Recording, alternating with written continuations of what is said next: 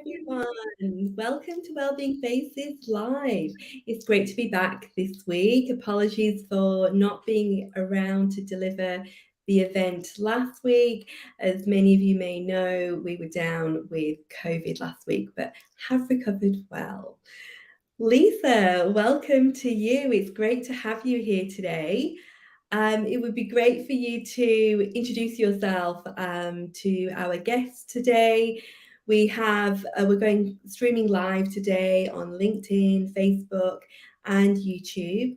And those that are not able to join us live often watch the replay as well. So it'd be great for you to share who you are and a bit about your background, please.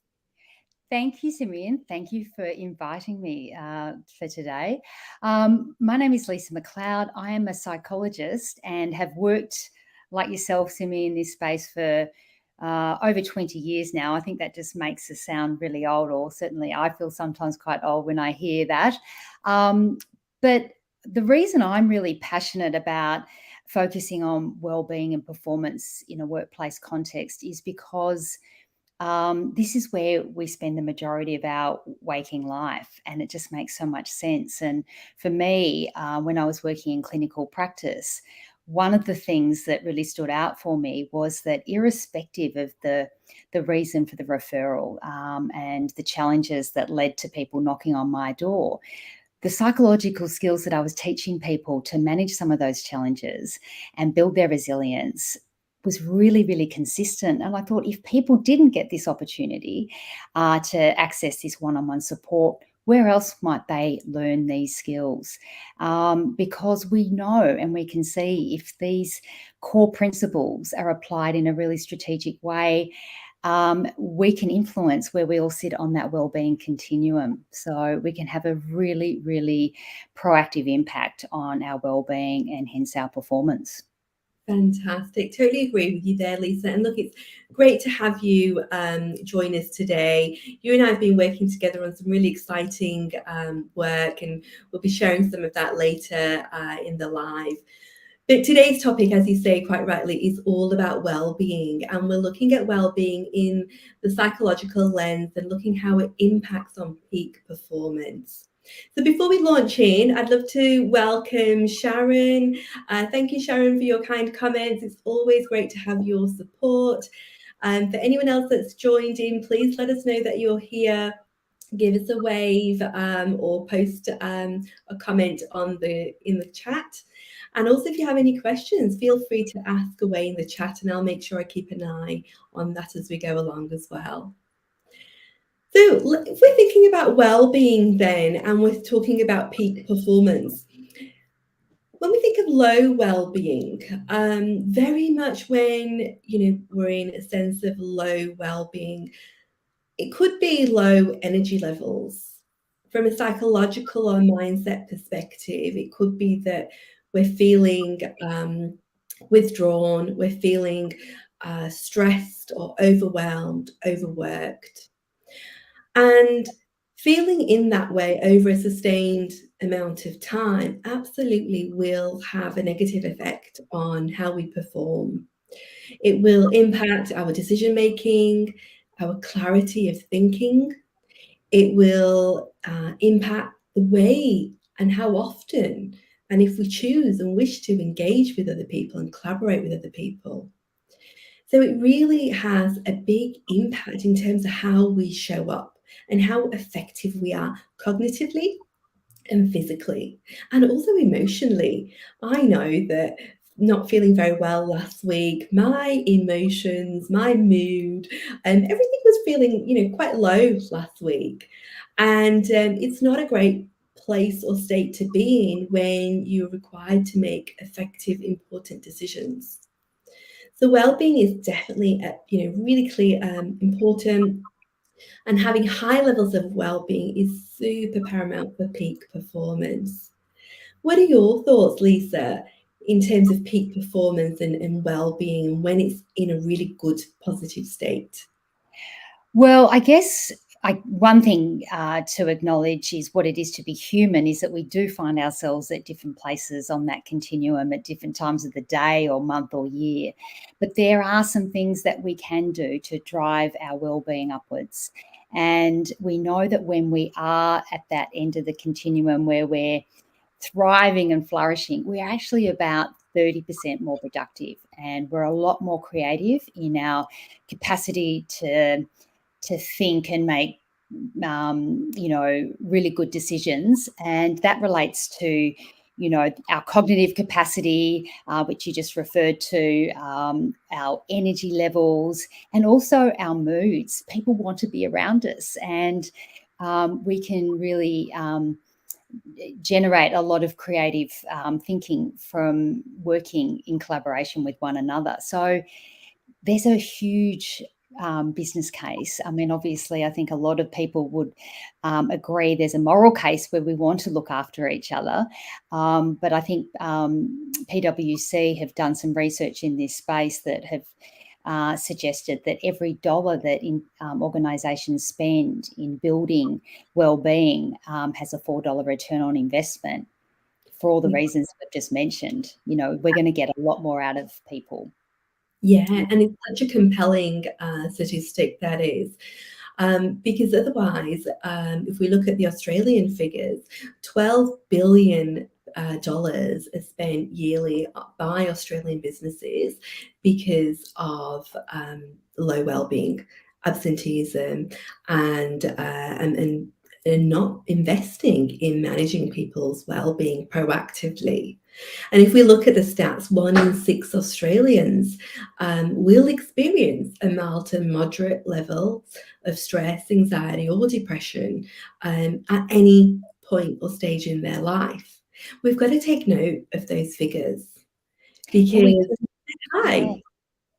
Yeah, and I think that, what we are seeing we're not post-COVID, we're still living through this pandemic, as you just experienced last week. But about 76% of workplaces need to really develop their skills in this area. And I think from what you and I see working with a range of different organisations is, and I think we should really talk about some of the great things that workplaces are doing that is really having a positive impact on this space. Even though, there are some real deficits, let's take a look at what's working and what's working really well. And let's learn from that, because you're absolutely right. There's some really great success stories and key learnings that can be shared, and some key learnings for other organisations to even not apply the whole strategy or solution, but choose what parts will be relevant for their culture, their employees' needs as well. So we'll go in and talk about some of those, Lisa. But if we just have a step back and we think about high well-being and peak performance. So when we're in high well-being, and when Lisa and I talk about well-being, we talk about it in the sense of a very balanced mindset. And when we mean a balanced mindset, it doesn't mean that you're not going to have days where you're feeling overwhelmed, you're feeling stressed, you're feeling low in mood. Absolutely, we're human. We're going to feel those at times as well. But really, it's the bounce forward. And Lisa and I refer to this as the bounce forward in terms of how quickly we're able to get back on that track to really operate from a place of thriving as opposed to mere survival. And the quicker that we can bounce forward, absolutely, we're more likely to be able to sustain higher levels of well-being and strengthen that well-being muscle and capacity. And we think of peak performance when we're in high well-being mode. Absolutely, we are able to be so much more creative. We're able to bring so much more of ourselves to conversations, decisions. We're really able to see much more opportunity and persevere through any challenges, obstacles, and look upon our resources as opposed to, focusing on what's not working or feeling that we don't have the capacity or the strength or the stamina to pull through. So Lisa, from your perspective then, what have you been noticing, with the organisations you've been working with recently? I think there's three key areas that I want to focus on today that I think are really working well for organisations. The first is organisations that are putting their focus on attention to how to make workplaces fun. How do we want to create an environment where people want to be? And why is fun important? For all the reasons that you just mentioned, because if we can cultivate a positive brain, it's going to make us more motivated, more efficient, more resilient, more creative and more productive. And of course, that's going to drive performance upwards. So some of the I think creative ways people have been doing this. Once again, there is some hesitation for some people to get back into the offices for a whole host of reasons. Some of it's because they really value the time that they've gained from working at home, particularly working mums who still seem to bear the brunt of the school drop off and pick up, and it allows for that flexibility, which we completely understand, saves money with travel expenses, etc. So trying to create a fun element, I think, is really important. I was talking to a company this week who have decided the last Friday of every month they're going to have a cook-off challenge.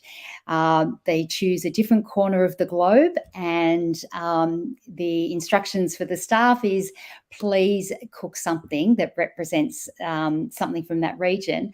And so the last Friday of every month they down tools in the afternoon and they share great food. They talk about, what they've created. It's developed their own learning, often in their own culinary creations. And, they have conversations together, which is basically, developing that human connection, which is, the most important foundation that we all have to draw on to boost well-being. The second I heard was people who are working remotely, they'd just done a virtual bike ride through Japan. They said it was fantastic. And what that led to was conversations where, some people had already been there and they reflected on what their own experience was like. Others shared the last holiday experience they ever had. So it is this sharing of stories that brings people together and develops, once again, that great human connection. And yesterday I was working with a company who'd just finished a photographic competition where they were given instructions and missions. They had to get outside, take photos of things and upload them, and there were prizes, and people just loved it. They got really creative and they had a lot of fun doing it. And there might be some leaders that might say, well, all that's great, but really it is a bit frivolous and it can be a real waste of time. So I would encourage all those leaders to look at the outcome from the last global financial crisis, where they compared organisations that actually were able to pull through those challenging times. And what they found, that those organisations that became very task focused and didn't invest in that human connection were actually the ones that didn't make it through, because we need to invest on the strongest protective factor that we all have available to us, which is one another, when we are in these difficult circumstances. And we are still in difficult circumstances, and really we're all faced with these transitional times at the moment. Absolutely. I love those tips that you just shared there, those examples, and it really highlights the importance of connection. Our human drive and human need of connection and sharing really gets us through a lot of things. And it's interesting because when we're stressed, when we're busy, when work overtakes, we become very one-dimensional and we forget about the fun. Yeah. And actually, if we can build in that fun and create that as part of a normal mode of operators, it doesn't need to be an exception. It can be part of the norm and part of the culture. So thank you, Lisa. I love what you've shared there. We've got some great comments from Ajit. Welcome. Great to have you with us on the live, and lovely to hear again from yourself, Sharon. So Lisa, what's your second tip? Well, I think one of the things I'm hearing from staff at the moment, and once again, Simi, I think it's because sometimes people are so immersed with some of the challenges that we're facing. And so I think what's really needed is how do we think about ways we can create an authentic culture of appreciation and gratitude where people are really recognised and valued for their efforts. And, I just always recall on a really old study, but it was really significant because they followed 12,000 people around different organisations. And it really highlighted that this is one of the biggest differentiators between high performing teams and low performing teams. The teams that are high performing are those people that feel recognised, appreciated, and valued for their efforts. And when we think of the cost, I guess, of rehiring staff, when people leave, the loss of skills, the loss of talent, Mm. what we know from the research is it just takes 5 authentic thank you moments throughout 1 year, and that will halve people's propensity to leave that organisation. And I just think that can't be too hard, can it? Mm. And yet 58% of employees never hear thank you from their manager. And Yeah. 37% of leaders that we work with say that they avoid giving their staff feedback. So Mm. I think authenticity is the key here. I think if we can try and link our appreciation to people's efforts to things that they really value, and if it's aligned with their goals and their purpose, then even better. And yesterday, once again, I just always learn from these companies that I work with when I see this being done really well.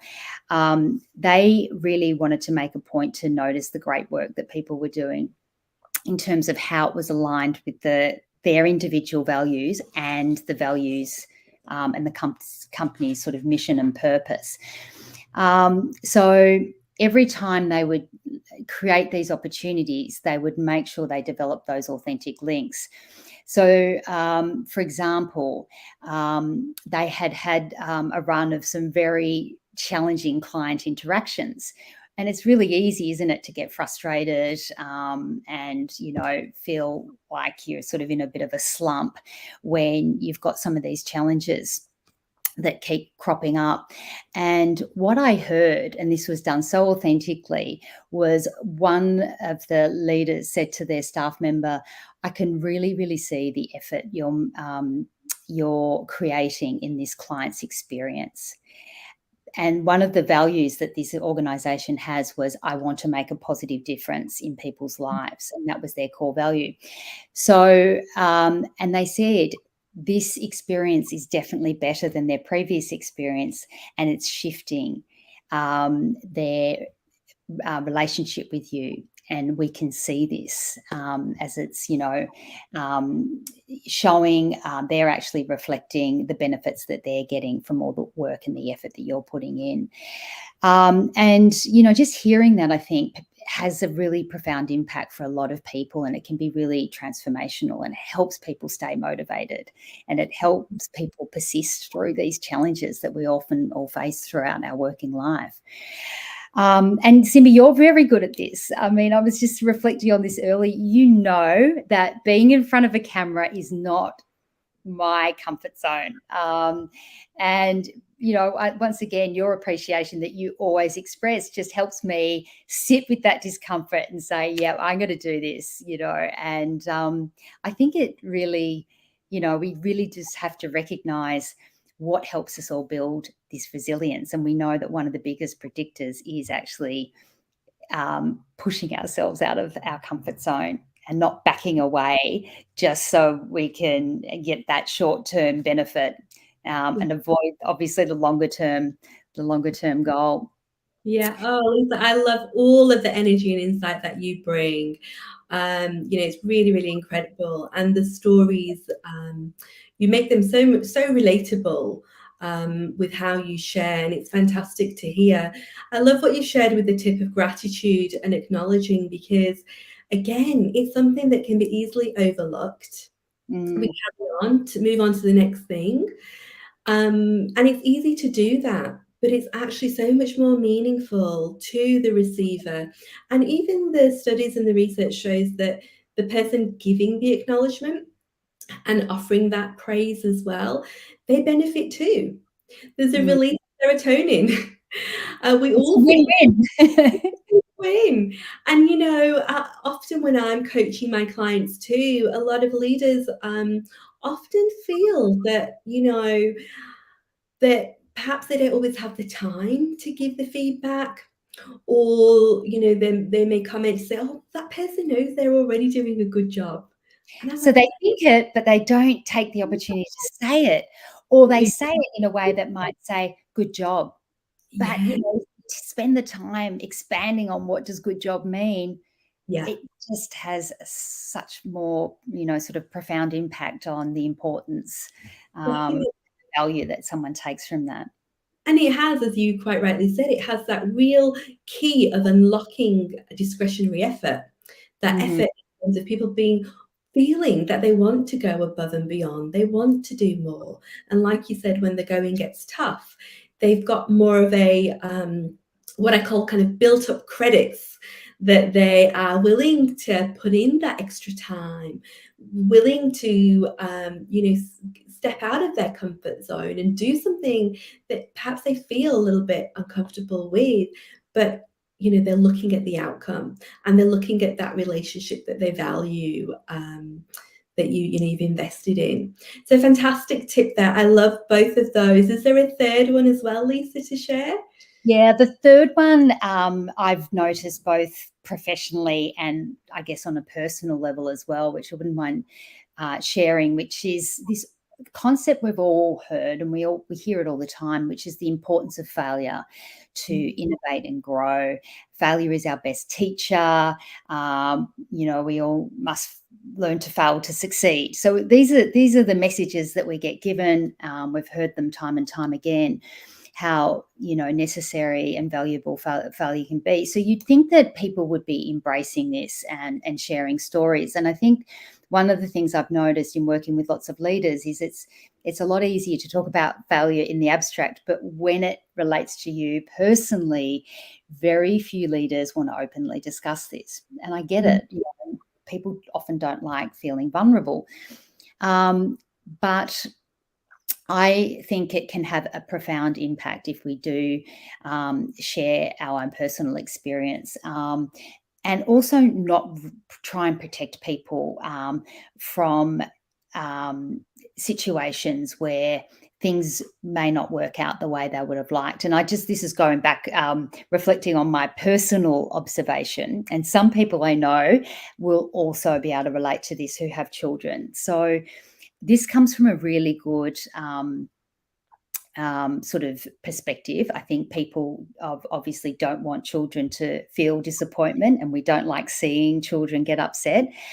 But if we don't learn to experience situations that don't work out the way we want them to, don't always work out the way we would like, to experience setbacks and failures at age appropriate levels, and learn how to expand our tolerance to deal with that distress, then when we enter the adult realm and the sort of work life, where setbacks are inevitable, then how are we going to cope with these things? And Yeah. so when my children were in primary school, they had a sport day and they came home with 9 ribbons each. And when I asked them about that, they all said, oh, there was no winners. We all got ribbons. And once again, they didn't want children to feel disappointed. Yeah. Now, moving into secondary school, when my son had a mountain bike riding day, it was an activity, and there were 30 of them that went on this bus to have this opportunity to go mountain bike riding, which I thought sounded incredibly exciting. 25 students had notes from their parents saying, if it was a bit cold or my child didn't want to, once again, push them out of their comfort zone and, embrace this challenge, then they could sit on the bus. So only 5 of them out of 30 had that opportunity to experience, this outdoor event where they came back feeling awesome. And I think this thing. The 25 people who sat on the bus were probably telling themselves, it's too cold. What if I get hurt? What if I get injured? That's no fun. If we just stay in our comfort zone, we never get to our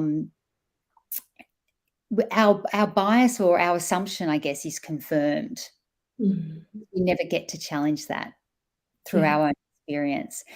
And the third one is just, I was just saying to you, Simi, earlier, my daughter came home from university this week and she said they've got rid of grades because Mm. students are really disappointed if they're not getting a high distinction and they're only getting a credit. So it's just a pass or failure. So I just think sometimes when we think about how we build resilience and performance, if we wrap people up and try and protect people from setbacks, then we don't learn how to bounce forward. We can only learn that if our environment allows us to practice that. So I think that's really important. I just want to finish on this was a really powerful observation. I was working with a senior partner in one of Melbourne's top tier law firms, and he was talking about how when he had his career nearly cut short because he was suffering burnout. He was trying to do everything on his own. He was working really long hours. He was a high achiever, putting a lot of pressure on himself.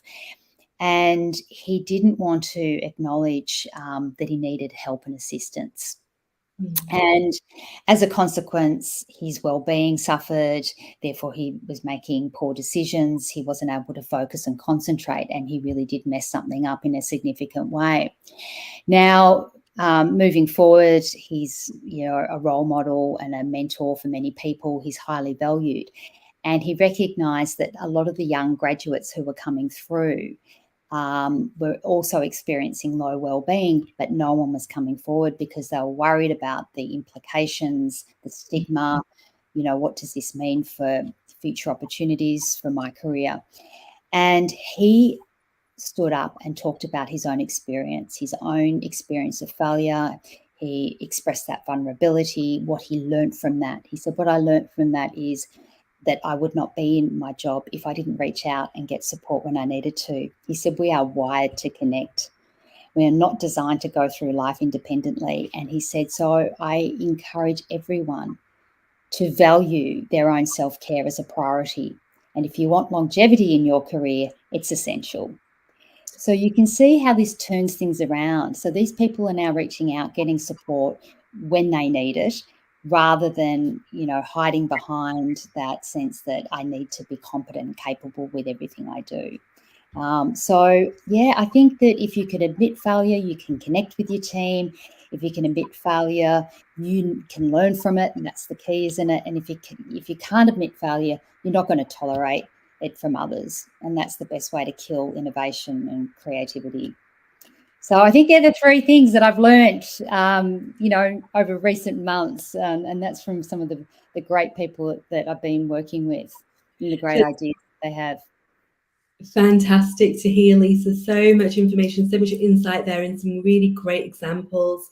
I think one important point to highlight as well is that although, we say that we want to create a culture of learning and we can learn from our mistakes, the notion of when we get so busy with work, when things are deadlines are pressing, sometimes we fall into a trap that there is no room for failure, there is no room for mistakes.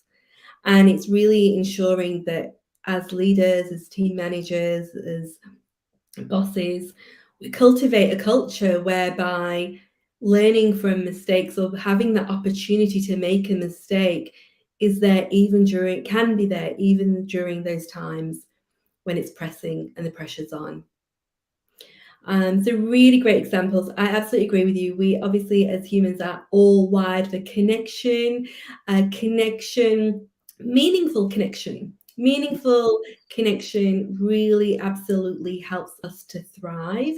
It increases our well-being, and absolutely those key ingredients also help to drive peak performance in organizations. Lisa, it's been wonderful to have you here. I also want to share that you and I are working on some fantastic programs together. We've designed two very unique programs that I'd love to just share a little bit of information about.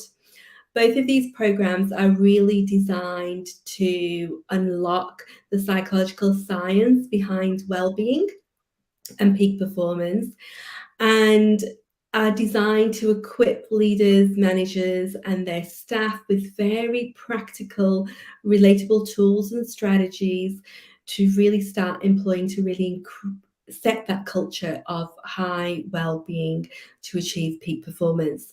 So we've got two programs. One program is designed purely for leaders and is pitched at the leader level, and then we have another program designed for all staff level. So if you'd like to know more about both of those programs, please feel free to reach out to Lisa or I. Would be more than happy to share information. We're currently in conversations with several organisations. So we're looking to work with organisations that are looking to scale their teams, their organisations, but also providing this offering at the graduate level and also the startup market. So please do get in contact if you'd like further information. Wellbeing and peak performance is a really key, important topic for Lisa and I. We can talk about it for days on end. There's lots and lots of research and strategies and insights that we can share, and we will continue to share with the work that we're doing. It's been great to have those of you that have joined. Ajit, thank you so much for your comments. Sharon, thank you as well. I love reading that you, some of the large infrastructure projects where you've had potlucks and barbecue luncheons, and I think you really raise a great point around leadership have always been involved in these. We've found with our work as well, when it's absolutely supported, it is anchored and championed by the leaders in the business. Wellbeing does not just become a word that's bandied around, but absolutely it becomes a key part of the organization's strategy for growth, adaptability, and striving for peak performance. So we'd like to wish you all very, very well. Thank you again for joining. Lisa, thank you so much for your time and your key insights. It's always a great pleasure to work with you, and we look forward to seeing you all next week. Take care. Thank you so much. Bye.